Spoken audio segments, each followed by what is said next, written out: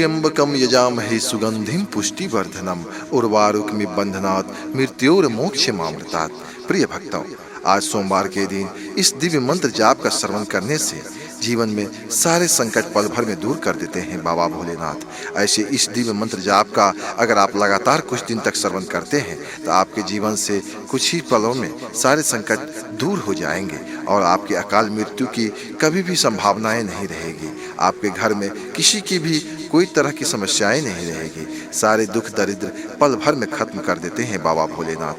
ऐसे तो बाबा भोलेनाथ अपने भक्तों पर सदैव कृपा करते रहते हैं, लेकिन आज के दिन इनकी पूजा आराधना करके, इनके दिव्य मंत्र जाप को श्रवण करके, बाबा भोलेनाथ को प्रसन्न करके आप अपने मनचाहे वरदान को प्राप्त कर सकते हैं और बाबा भोलेनाथ की कृपा की प्राप्ति हो सकती है। इसीलिए प्यारे भक्तों, देर न करते हुए आज के दिन इनके इस दिव्य मंत्र जाप का 108 बार हम लोग श्रवण कर लेते हैं। मंत्र कुछ इस प्रकार से है, लेकिन इससे पहले अगर आपको वीडियो अच्छा लगे तो लाइक, सब्सक्राइब, शेयर और कमेंट करना नहीं भूलिएगा।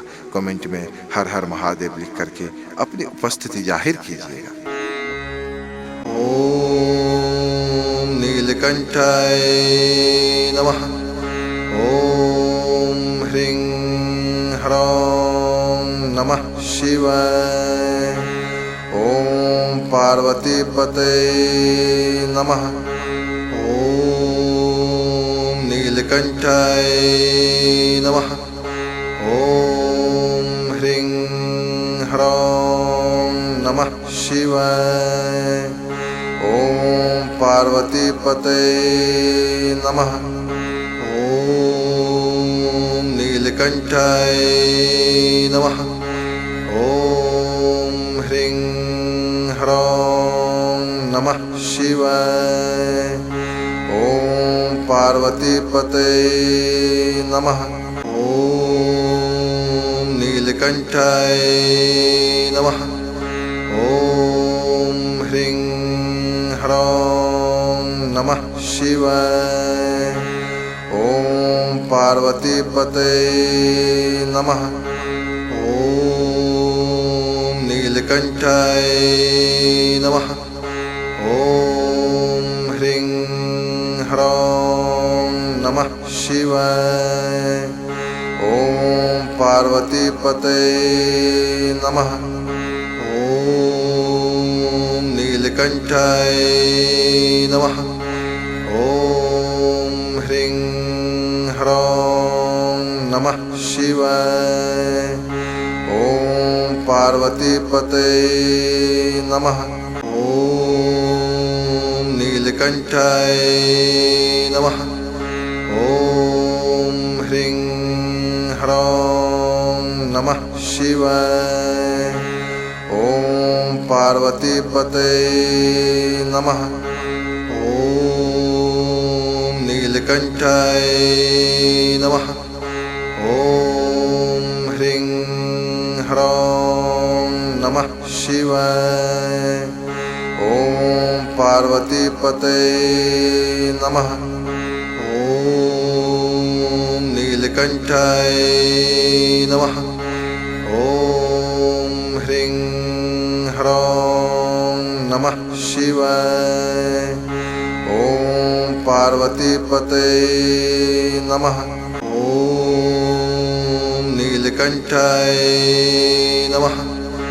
ओम ह्रीं ह्रौं नमः शिवाय।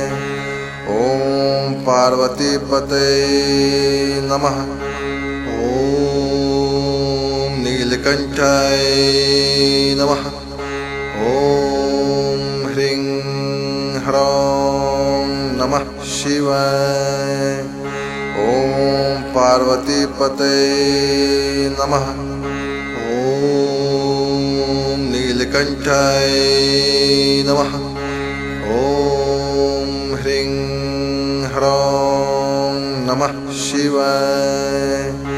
ओम पार्वती पतये नमः। ओम नीलकंठाय नमः। ओम ह्रीं ह्रौं नमः शिवाय। ओम पार्वती पतये नमः। ओम नीलकंठाय नमः। ॐ ह्रीं ह्रौं नमः शिवाय। ॐ पार्वतीपतये नमः। ॐ नीलकंठाय नमः। ॐ ह्रीं ह्रौं नमः शिवाय। ॐ पार्वतीपतये नमः। ॐ नीलकंठाय नमः। ॐ ह्रीं ह्रौं नमः शिवाय। ॐ पार्वतीपतये नमः। ॐ नीलकंठाय नमः। ॐ ह्रीं ह्रौं नमः शिवाय। ॐ पार्वतीपतये नमः। ॐ नीलकंठाय नमः।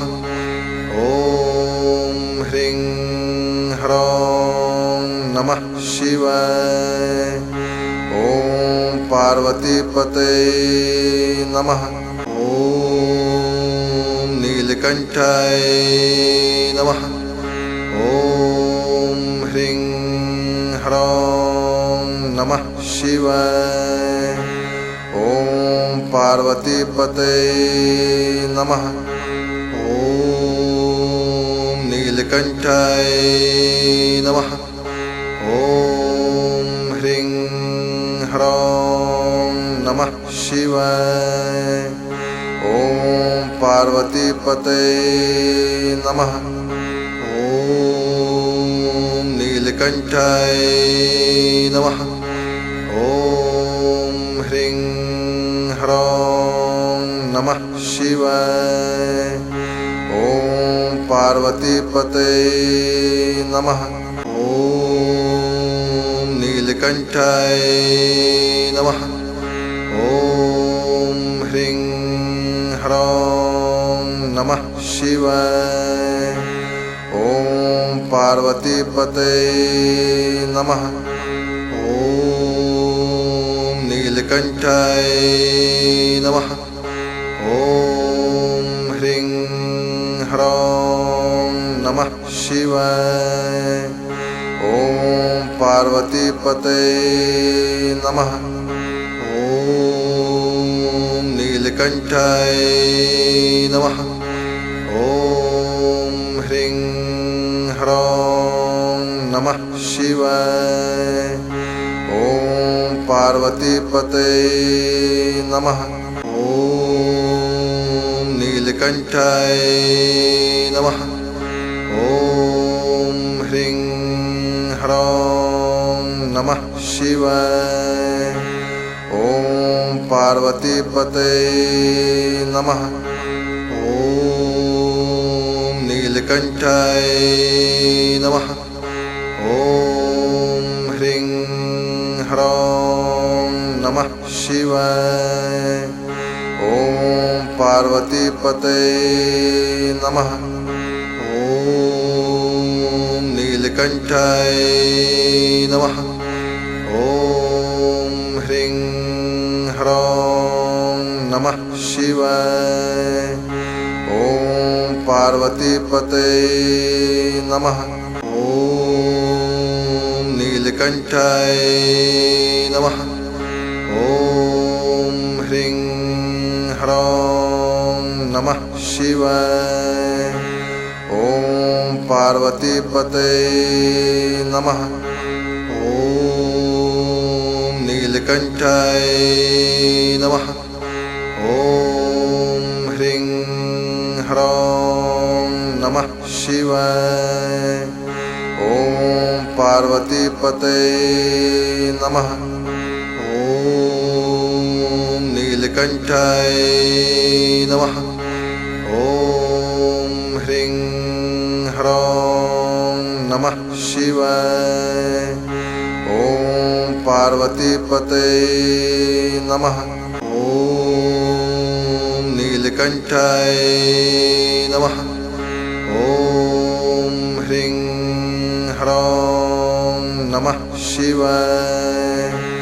ओम पार्वतीपते नमः। ओम नीलकंठाय नमः। ओम ह्रीं ह्रौं नमः शिवाय। ओम पार्वतीपते नमः। ओम नीलकंठाय नमः। ओम ह्रीं ह्रौं नमः शिवाय। ओम पार्वतीपते नमः। ओम नीलकंठाय नमः। ओम ह्रीं ह्रौं नमः शिवाय। ओम पार्वतीपते नमः। ओम नीलकंठाय नमः। ओम ह्रीं ह्रौं नमः शिवाय। ओम पार्वतीपते नमः। ओम नीलकंठाय नमः। ओम ह्रीं ह्रौं नमः शिवाय। ओम पार्वतीपते नमः। ओम नीलकंठाय नमः।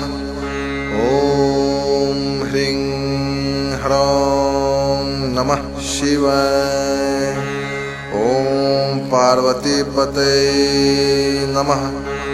ओम नीलकंठाय नमः। ओम ह्रीं ह्रौं नमः शिवाय। ओम पार्वतीपते नमः। ओम नीलकंठाय नमः। ओम ह्रीं ह्रौं नमः शिवाय। ओम पार्वतीपते नमः। ओम नीलकंठाय नमः। ओम ह्रीं ह्रौं नमः शिवाय। ओम पार्वतीपते नमः। ओम नीलकंठाय नमः। ओम ह्रीं ह्रौं नमः शिवाय। ओम पार्वतीपते नमः। ओम नीलकंठाय नमः। ओम ह्रीं ह्रौं नमः शिवाय। ओम पार्वतीपते नमः। ओम नीलकंठाय नमः।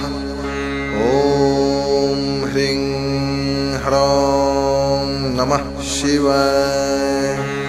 ओम पार्वतीपते नमः। ओम नीलकंठाय नमः। ओम ह्रीं ह्रौं नमः शिवाय। ओम पार्वतीपते नमः। ओम नीलकंठाय नमः। ओम ह्रीं ह्रौं नमः शिवाय। ओम पार्वतीपते नमः। ओम नीलकंठाय नमः। ओम ह्रीं ह्रौं नमः शिवाय। ओम पार्वतीपते नमः। ओम नीलकंठाय नमः। ओम ह्रीं ह्रौं नमः शिवाय। ओम पार्वतीपते नमः। ओम नीलकंठाय नमः। ओम ह्रीं ह्रौं नमः शिवाय। ओम पार्वतीपते नमः। ॐ नीलकण्ठाय नमः। ॐ ह्रीं ह्रौं नमः शिवाय। ॐ पार्वतीपते नमः। ॐ नीलकण्ठाय नमः। ॐ ह्रीं ह्रौं नमः शिवाय। ॐ पार्वतीपते नमः। ॐ नीलकण्ठाय नमः। ॐ ह्रीं ह्रौं नमः शिवाय। ॐ पार्वतीपते नमः। ॐ नीलकण्ठाय नमः। ॐ ह्रीं ह्रौं नमः शिवाय। ॐ पार्वतीपते नमः। ॐ नीलकण्ठाय नमः। ॐ ह्रीं ह्रौं नमः शिवाय। ॐ पार्वतीपते नमः। ॐ नीलकण्ठाय नमः। ॐ ह्रीं ह्रौं नमः शिवाय। ॐ पार्वतीपते नमः। ॐ नीलकण्ठाय नमः। ॐ ह्रीं ह्रौं नमः शिवाय। ॐ पार्वतीपते नमः। ॐ नीलकण्ठाय नमः। ॐ ह्रीं ह्रौं नमः शिवाय। ॐ पार्वतीपते नमः। ॐ नीलकण्ठाय नमः। ॐ ह्रीं ह्रौं नमः शिवाय। ॐ पार्वतीपते नमः। ॐ नीलकण्ठाय नमः। ॐ ह्रीं ह्रौं नमः शिवाय। ॐ पार्वतीपते नमः। ॐ नीलकण्ठाय नमः। ॐ ह्रीं ह्रौं नमः शिवाय।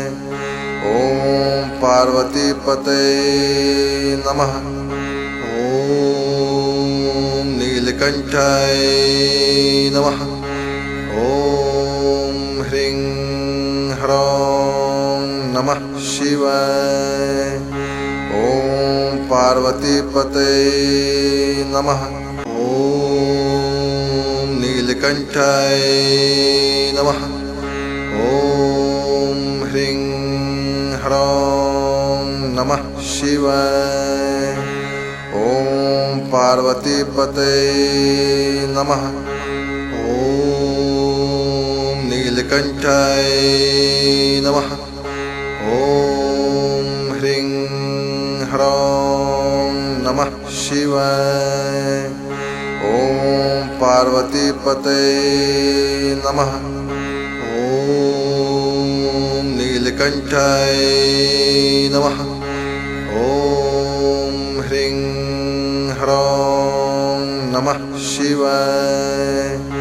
ॐ पार्वतीपते नमः। ॐ नीलकण्ठाय नमः। ॐ ह्रीं ह्रौं नमः शिवाय। ॐ पार्वतीपते नमः।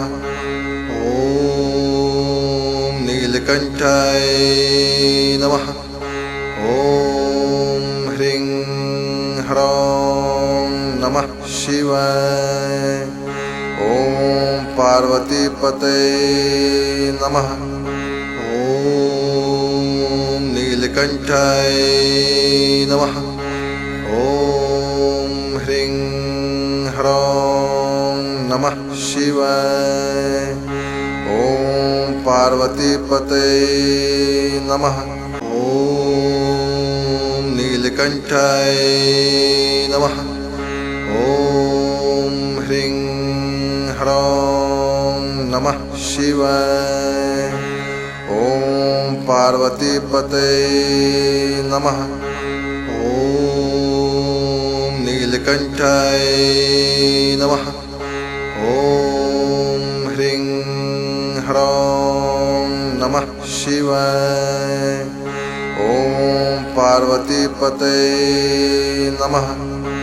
ओम नीलकंठाय नमः। ओम ह्रीं ह्रौं नमः शिवाय। ओम पार्वतीपतये नमः।